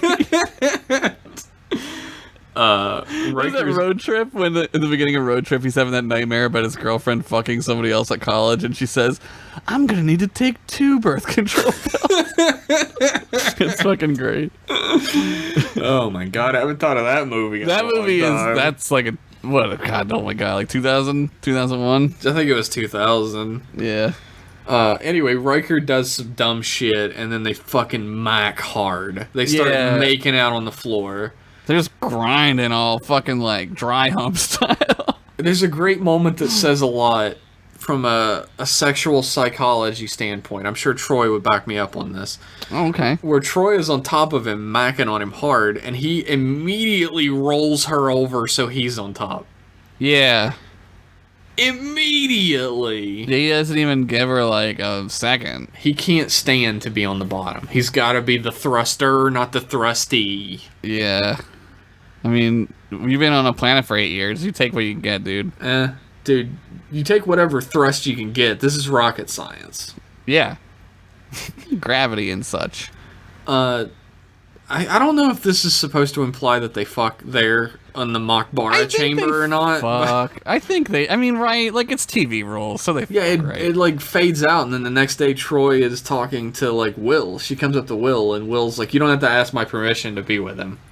Yeah, I was spying on you the whole time. I jerked off to it too, because it's kind of like me fucking you. Yeah, it's like watching whatever. a video of me, so it's fine. Yeah, it's just totally fine. He does have a good point though. Like Troy, who's sort of the emotional linchpin of this episode. Yeah. Like without her, there's no real emotion to there being a second Riker. Right. But she's being led by her heart at this point. Her old feelings are back, and yeah, like it's all the new name of the again. episode, second chances. Right. There's a second chance to be with him. Yeah. And Will kind of dumps cold water on her, where he's like, "Remember how I fucked you over? Yeah, he He's would have done the me. same thing. Yeah. I don't want to And see you get hurt again by me, an Right. asshole." Right. What a great, like, what a good insight. That's good though. Yeah, he's very open and He's honest smart. about the mistakes he's made in the past, which Yeah, is he's like a really grown-up. good. Yeah. I know, like, I'm not. I don't know anybody who is. So. Yeah. I don't know. I don't know if I am. I mean, maybe. I'm a little too honest for everybody, so I guess maybe. It depends on like whether you're honest about them or honest about you. Yeah, well, I think I'm pretty self-deprecating, so. Sure. I think you're. I mean, I do have a huge dick, so. Yeah, whatever, 13 inches. I hear. At least. I saw the drawings. So. Yeah. So Riker, Data, and Worf are playing poker. Yeah, just kind the of group jumps. is I don't smaller. remember. The group is smaller than usual. Crusher's not there. Geordi isn't there. Yeah. But Troy's not there. no. She's So out snorting Plan B. getting 2 Plan Bs. doing a rail of Plan B. It goes faster if I do it this way. Tom Riker comes in, and Will Riker's like, "Join the card game." And Data and Worf have the most uncomfortable 5 minutes of their lives. They're acting, the two of them in the next like 3 scenes is like they really whipped out the awkward acting. Yeah. They're just like, oh my god, this Even sucks. Data is super awkward. He can't even feel Yeah. the uncomfort in the air. But he knows, I don't think this is normal. This isn't a normal interaction, and I don't Yeah. quite get why. Yeah, he's like a little kid, like, uh-oh. But they end up in this like betting match where they're just bluffing each other, and I know Yeah. it's not important to the story. They don't show you, yeah. Yeah, I to know what their cards are, but I really wish I did. Well, like, it makes sense, though, that you don't, because, like, Will wouldn't look, because that would be ungentlemanly, right? Like, Yeah. that's not what you do. Like, you don't do that Like in I kept poker, I kept right? waiting because I didn't remember this scene. I kept waiting for the moment where The cards flip over, yeah. like Data or somebody like takes his cards and looks at him and says, Yeah. "But sir, you had nothing." Right.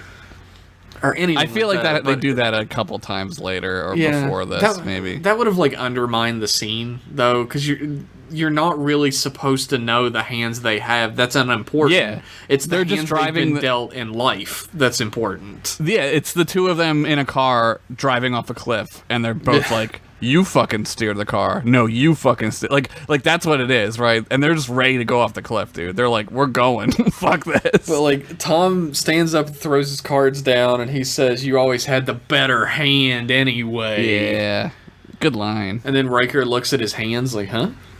Yeah, my hands are better because they weren't jerking off the rocks, bitch. Fucking got him. That's what I would have said, and then I would have been like, "Yeah, I'm the captain now." We we learned that Will Riker wasn't wrong when Yeah. Tom Riker goes to Troy's quarters and she's like, "Hey, Captain Picard got me a post on the USS Gandhi." Yeah, on the Gandhi. Yeah, they say Gandhi every time. Yeah, who says Gandhi? What are I don't you from know. the Midwest? The It's a USS very Gandhi. American pronunciation Jesus of Gandhi. Christ, everyone has always said Gandhi. I think that's an English thing, calling him Gandhi. Gandhi? But Is he Canadian? he's. I don't think so. Where's he from? Where's I don't Jonathan know. Frakes You from? can look it up. But Picard also calls it the Gandhi. Well, he's British. He's like, well, it's an amazing opportunity, so I He's have from to consider it. Pennsylvania. Oh, yeah?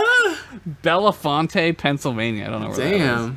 Which city is he closer to? We'll get to fight over him. is. Probably you.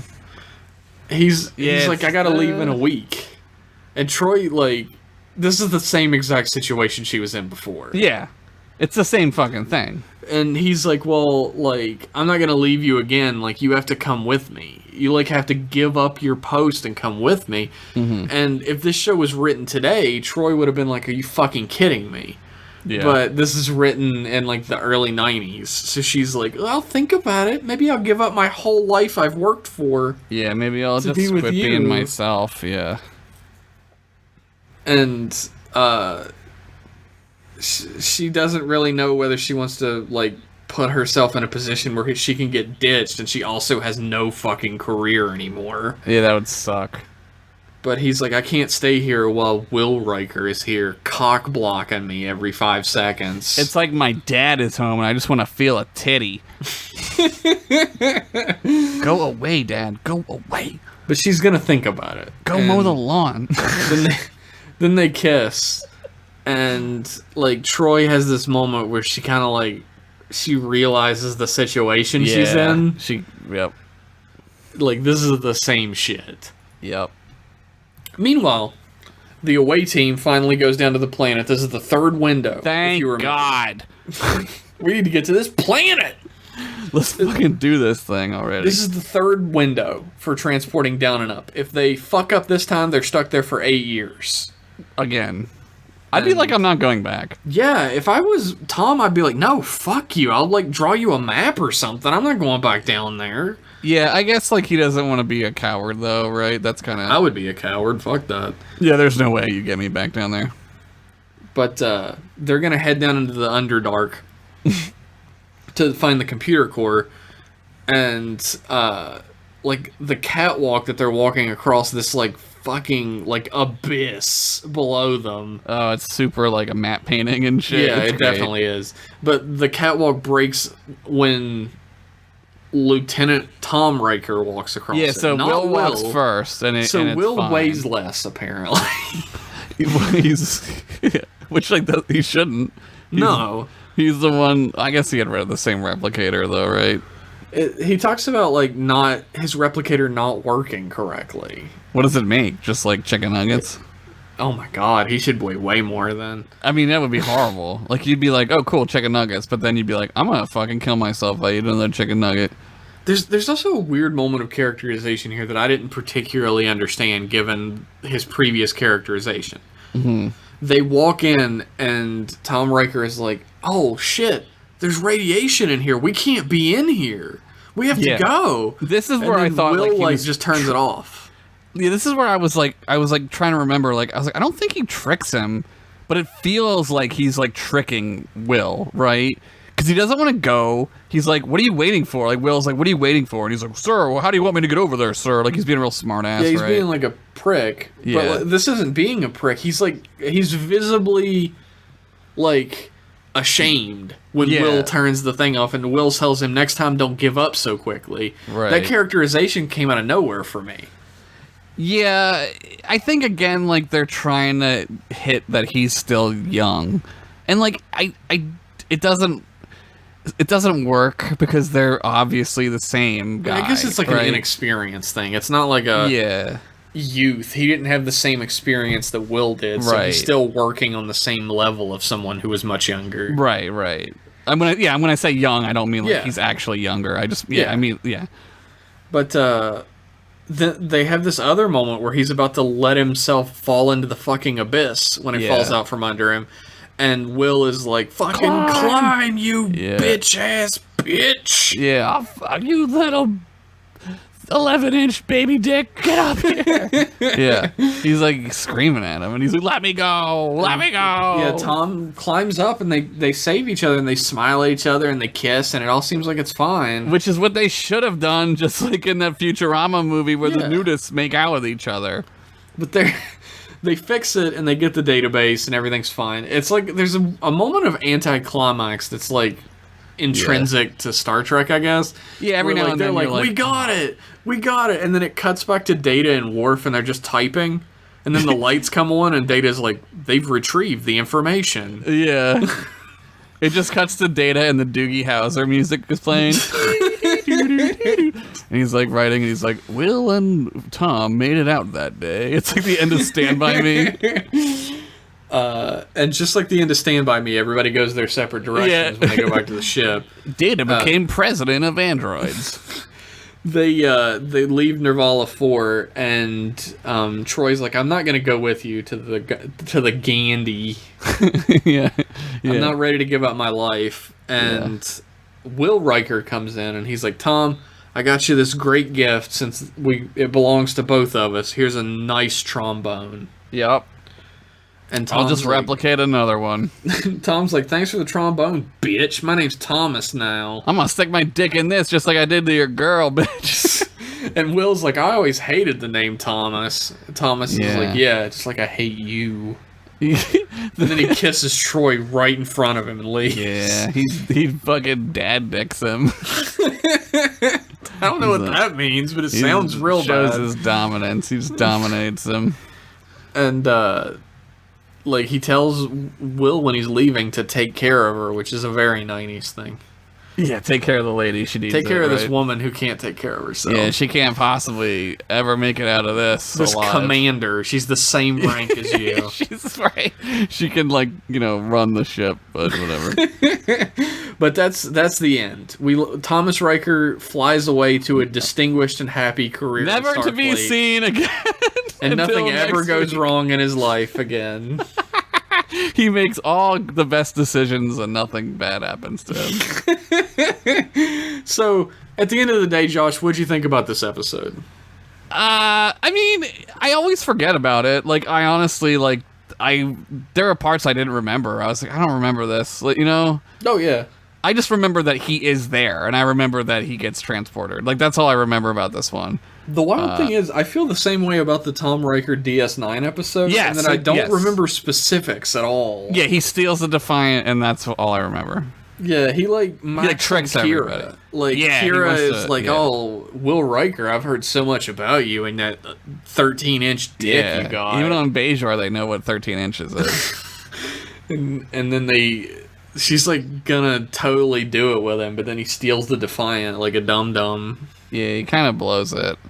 He blows his whole fucking career in that episode. Well, he's like a Maquis, right? I mean, we're getting ahead of ourselves, but yeah. We're getting ahead of ourselves. Oh, he's in the great. dumbest organization in Star Trek history. You're gonna love this episode. Oh, boy. This is gonna be good. I've gone on record 1,000,000 times that I would be on the Maquis side in literally any other universe but this one. Right, in Star Trek it doesn't make sense. It literally doesn't. There's also like a weird, quasi-offensive quality to the Maquis, because they use Native Americans a lot. And it's like, we're in the same situation as the Native Americans, right? But they've only been on this planet for 16 years. What I think, I mean, we've talked about this 1,000,000 times, but what I think is so stupid about the Maquis is, there's sort of a possession mentality in the, possessions don't mean a lot in the Federation, not so much, right? You don't buy anything. You don't own or buy anything. You get by with what everyone can have. Right, you just can have whatever, and it's not this. It's kind of meaningless. Things kind of things with sentimental value, I guess, are meaningful, but objects don't matter. So why are these people so hung up about this? Why this? Why are you? And I guess it's the Cardassians and they're Nazis, but I don't know, man. I have two pieces of evidence to put forth here. On my point of view of the Maquis. And really, nobody has ever taken up for the Maquis at me ever since I left the old Star Trek server I was in. I'm amongst level-headed people now. I'll point out that they mention in a bunch of the first episodes with the Maquis that if they hadn't would not have signed the treaty with the Cardassians that gave them control over some of the border planets, Yeah. all of those border planets would have been destroyed in the war between the Federation and Starfleet. Right. So like, it's literally you're saving their lives. Yeah. We give them sovereignty over your planets, or you all die. That's your choice. Right. If B, yeah. Go ahead, sorry. Go or ahead. 2, whatever I said first. I don't remember. Do you remember an episode of Star Trek TNG where we meet a bunch of drunken Irish stereotypes? Yeah. They the really hot one. Oh yeah, she's super hot. Yeah. They beam all of their possessions, farms, farm animals, Yeah, all and their everything shit. Yeah, they're into fucking the fucking pigs and shit. hold and Yeah. take them to another planet. That's Yeah. perfectly within Starfleet's abilities to do, and they offer Right. that to the Right, Maquis. they can beam up everything. You can And just they're take like, all the nah, stuff. I want to be on this specific planet more, so much so that I will become a terrorist and Right. attack my own people. I guess like that's sort of the point, right? But like the point is like sort of muddied in the Star Trek universe, like you said. Like I think some of the point is like if you choose to become a terrorist, like are you doing yourself and others any good? I mean, against the Cardassians, like on a long enough timeline, like they're right. You know what I mean? The moment where the Maquis become completely indefensible to me is when they start attacking Starfleet vessels. Right, because it's like you're hurting yourself, dude. Like They don't who's even gonna just help attack you? Starfleet vessels either. They attack Federation trade vessels. like civilian vessels. Yeah. And Yeah, that's where it becomes completely indefensible for me. And they're doing it to get Starfleet's attention for their Right. plight or whatever, which is like people are suffering for this. Right, they should be fighting the Cardassians, and like, but they're fucking dumb. Like they're idiots. Like they don't. Well, they're led by fucking. I'm not even gonna say his name since it's a spoiler, but they're led by fucking Jean Valjean, Yeah. the wannabe. Yeah, Jean Valjean isn't. He thinks he's real smart, but he's not as smart as he thinks he is. He's a complete idiot, really. Well, he's Canadian. He's got his lucky loony though. Name a war they ever won. Yeah. All of them. Well, thanks to us. Anyway, welcome, this Canada. episode specifically, we're not going to get into the Maquis anymore. This Yeah. episode specifically is... It's like a B fun- minus. I'd it's say like it's like a- a B. It's like a C plus. C plus. Yeah, I'll say B minus. Like B minus, C plus. I have no problem with the episode. It's like Yeah. a really... It's the type of episode that most of the heavy lifting is done by you, the viewer. right. It's happening Because in you your head. start heavily thinking about Yeah. what you would do in that situation. Right. Which is great, but also, like, we didn't really talk about the episode that much, because, like, not a lot of things happen, really. Yeah, it's very... I bet this episode was cheap as fuck to film. Yeah, they just did it on the sets. They have like 5 sets, Yeah. and that's fine. And the episode itself is like, it's mostly a thought experiment. Right. It's like, it's not quite the like Argo thought experiment. Which But one's it's- that? It's like the boat experiment where like you Oh, if you replace take all the parts one piece of the boat. It was originally called the Argo. They used the Argonaut ship. The Argonaut boat. Yeah, I got it. Then they The, fight those skeletons. Yeah. Then the skeletons all have shields and helmets, and it's awesome. Yeah, and it's, like, stop motion and cool as fuck. It is super dope. Thanks, Ray Harryhausen. Great. I love those. I love Clash of the Titans. I love that movie. Clash of the Titans is so good. Fuck, man. I was going to bat for the remake. I'll go to bat for that one. That's a good movie, too. The remake's okay. It's, like, decent, right? Like, it's not horrible. Yeah, it's not bad. It's not, I mean, it's not like the original. Like, the original's classic, but You know what's wild? When I was a kid, I watched The Dark Crystal as a kid, and I was like, Yeah. oh, this is cool. I like this. yeah. And I watched it again, like, I don't know, like 20 years later, Yeah. 25 years later, and I was like, damn, this is a meticulously crafted fucking movie. It's great. Yeah. I This movie hadn't has, seen it when like- I was little. I watched it later in life. This movie has like a fucking mythology behind it. Yeah, that was like George Lucas and shit, man, right? Didn't he like write that? or It was something? all the Muppets guy. Muppets folks. Yeah, Jim Yeah, Henson Jim wrote Henson. it. He created everything in it. It was his brainchild. Jim Henson was like ahead of his time. If they would have just let him create the things he wanted to, Yeah. you would have had a bunch of shit like the Dark Crystal. That was We just would still be wildly having imaginative. Muppets. I saw Muppets in space on a date. Muppets in Space is a good movie. It's got that funk soundtrack. Like, it's really cool. Fuck yeah. Dude, the Muppets Christmas Carol might be my favorite. Although I went and saw the Muppets movie when it was re-released in theaters like a couple weeks ago. Yeah, they just did it, right? It's like the anniversary or something. It was fucking awesome to see it on the big screen. And everybody was laughing and having a great time. There's nothing wrong with Muppets. And there was a dude in front of me. I've never seen anyone with an ailment that I immediately became worried for that person that I've never met. But this dude sat down in front of me and had this, like, unlanced boil on top of his head. Oh, yeah. That was almost as big as his head. And I was like, dude, you need to go to a doctor. I wanted to be like, please, you gotta do something for yourself. But I did not think that we were getting to this part of it. I didn't know this was gonna happen. I just felt bad for him. I felt scared. I was like, dude. You felt scared it was gonna pop on you and then turn you into like a what are they called in Dead Space or whatever? Oh shit, I don't remember. What are the ones? Well, it's not Dead Space. The ones that explode, bursters. I don't know. But bloaters, the ones. No, that I wasn't sitting close enough for that to happen. Oh, well, that's good. I was like I said, I've never been immediately worried for someone I've never met before. I'm worried about everybody. I'm a monster. I hate all people. I mean, I'm worried that they're gonna come near me. That's what mostly I'm worried about. Like, they don't need to have a boil in their head. Like, don't come near me. Don't talk to me. Also, when I went to a different movie, I've only been to 2 movies in Pennsylvania so far. Yeah. And they were both really good experiences for the most part. But this old man and this old lady sat down next to me, and she pulled... a gun out? Huh? A gun? No, thank God.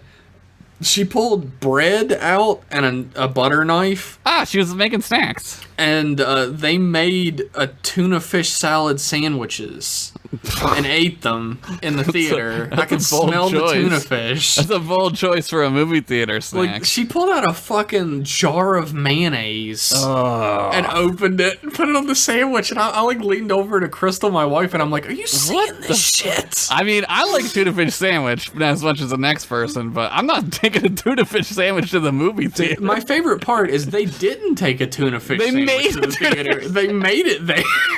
Oh my God.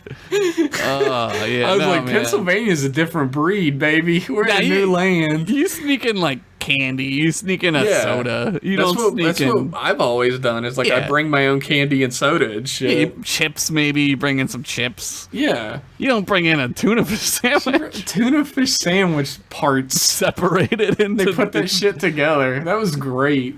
And he like had like a fucking thing of crackers too. He was eating.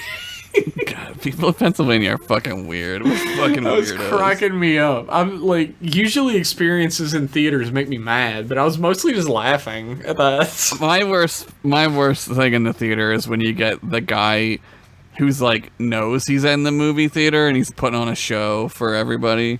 Where he's being the Mystery Science 3000 man. When I saw Star Wars, there was I forget if it was Solo. It might have been Solo.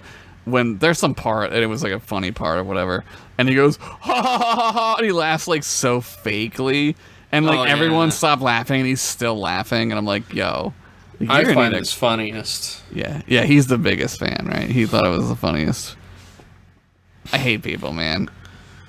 I told somebody the other day that story about the dude who was like, oh, they killed Yoda. Oh, the kid, yeah, Ross. His name was Ross. Oh, you killed Yoda? Yo, Yoda's all green. Yoda's all green. We were like, yeah, yes he is. Like, what do you say to that? Like, yeah, he's green. Yeah, he sure is. Yeah, he is green. Don't let this man into the Muppets movie. Yo, Kermit's all green. He wrote a song about it. Oh, that kid was crazy. I forgot that the beginning of the Muppets movie has the Rainbow Connection in it. Yeah. It plays the Rainbow Connection. That song goes right into my fucking heart. I know, dude. That shit is like, I mean, we're like of that age where like that shit is like pure childhood drugs. It's magical. Yeah, like hearing it, I was just like, ugh. Yeah, we were like just little enough that it like really like imprinted in our brains, right? Like you can play anything from any Muppets movie, and I'm like, I'm 5 years old, I'm 4 years old, you know, I'm like a really small kid. There are certain movies that are like magical. They're not. They're like Princess Bride. The Princess Bride. I feel like is like magical. It has magical parts in it, but I mean, like, it's a movie that's like. It exists almost as like a myth in your mind. Yeah. Like the Never-Ending Story. Yeah, that and Legend for me was Legend. Absolutely Legend. Yeah, Legend like Labyrinth. Yeah. Was another Jim Henson joint. Yep. You can see like David Willow Bowie's was dick. like that for me. Yeah, Willow, yeah.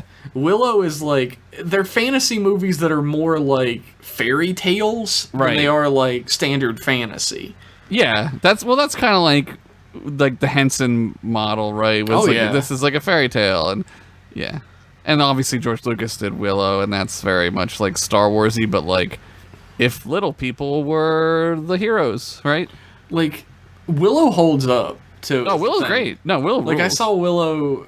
Like Crystal had never seen Willow before. Yeah. So we watched it, and like I didn't expect her to really like it all that much because I was thinking maybe nostalgia was the reason I liked it so much. And we finished it, and she was like, "That movie was awesome." Yeah, it's great, man. It's like cool. It's like a super fun magic movie. It's Mardigan is great as hell in it. Mad Mardigan. Oh man, we all right. This episode of Star Trek is really good. It's like a B-. Yeah, it's. I mean, it's better than next week's.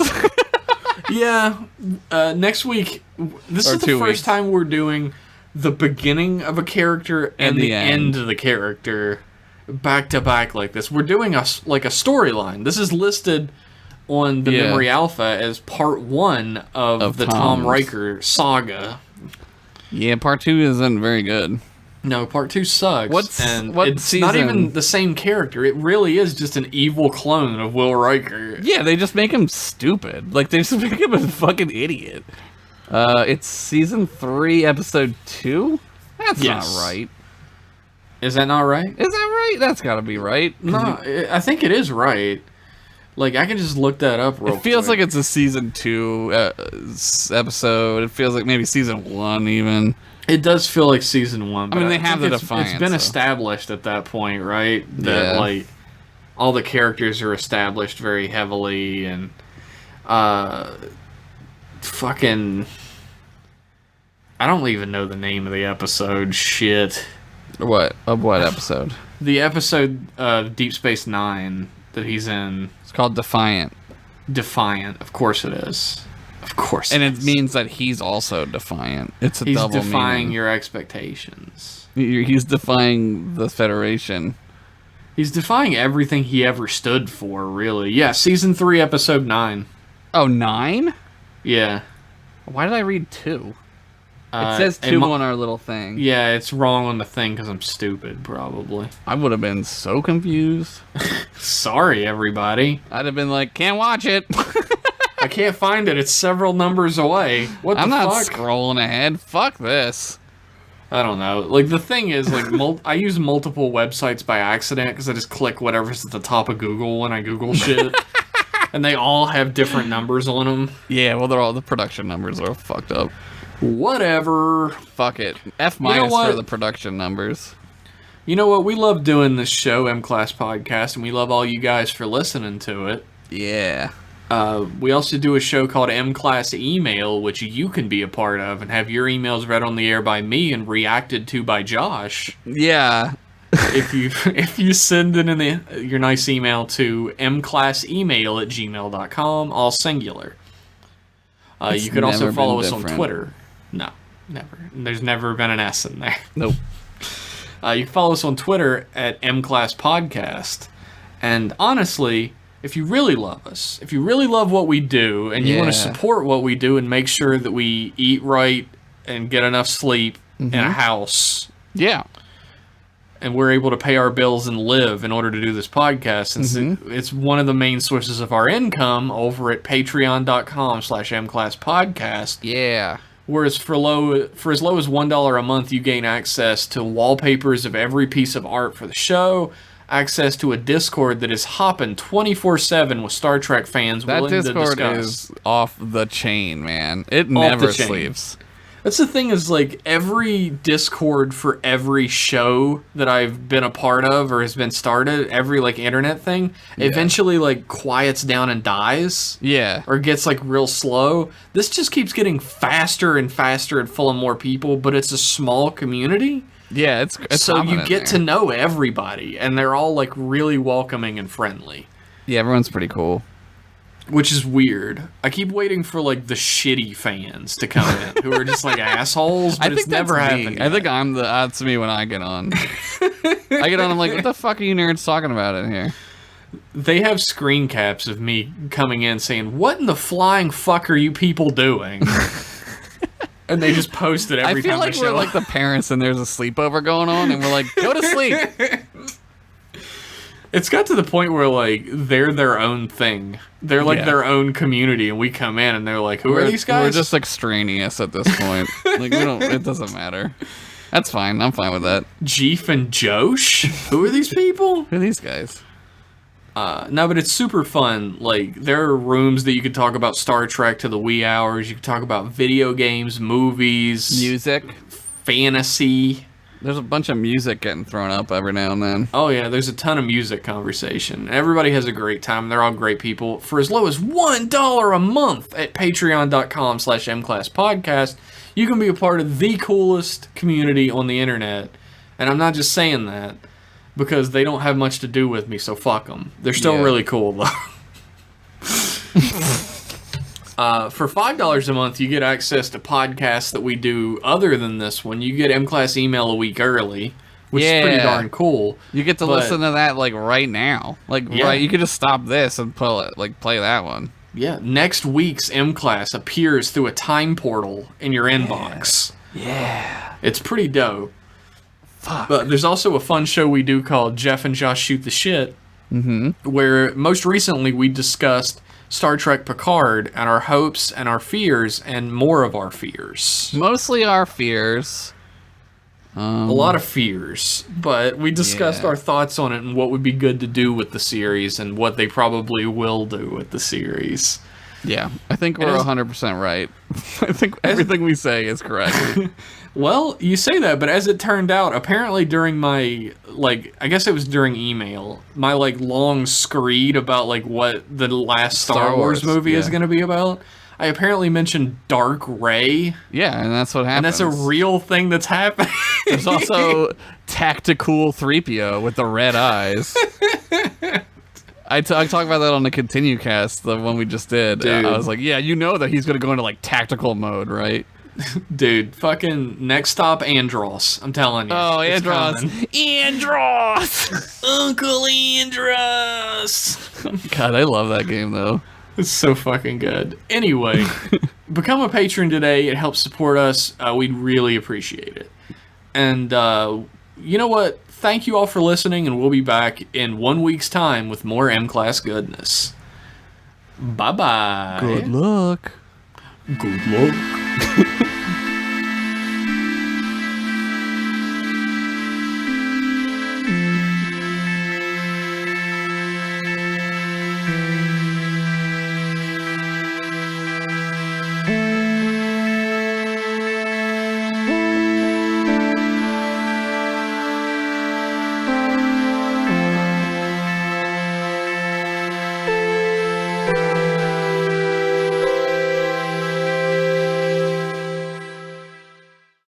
I'm mentally ill.